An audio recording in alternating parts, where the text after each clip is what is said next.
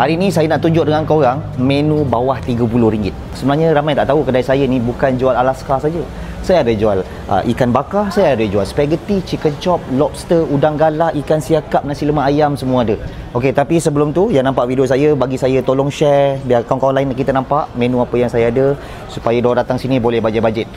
Okey, so ini kita punya kemeriahan restoran So daripada sini sampai sini. Okey, ini table luar.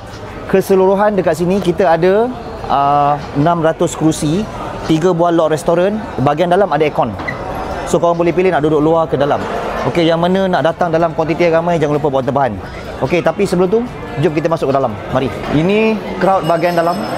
So korang boleh dapatkan aiskrim dekat sini. Kalau sampai aiskrim kita pun rare-rare kat sini Yang mana nak makan Alaska King Crab yang 4 kaki ni, ini saiz mega, Megatron, Megawati, Mega 888. So ni. Ini 598, kalau nak yang lagi besar 698. Kita ada nasi lemak sotong 29.90 sen. Saiz mega juga. Okay, jom. Mari. Ini special ikan bakar.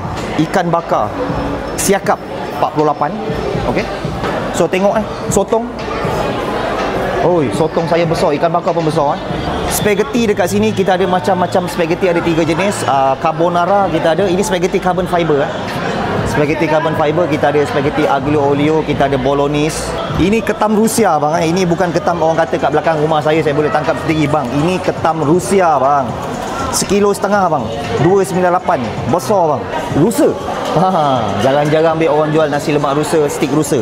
Saya ada Rusa kat sini Daging Rusa yang mana mengidam, yang mana tengah mengandung. Jangan tunggu lama-lama. Kalau cakap dengan husband nak makan senang je. Beritahu husband, beritahu saya mengidam. Ini nasi lemak lobster, beras basmati sambal mak-mak 88. Lobster saya tonggik. Ini kesukaan Maria Mariana suka, Maria Farida, Maria Ozawa pun suka makan. Nasi lemak udang galah 29.90. Beras basmati sambal mak-mak. Ini Mega Mall Batam. Kalau nak yang kecil punya king crab 498. Ini saiz mega juga. Mega Mato. Selain daripada udang, ketam semua, saya ada nasi lemak ayam dekat sini, nasi lemak burung puyuh pun ada. Nasi lemak ikan siakap.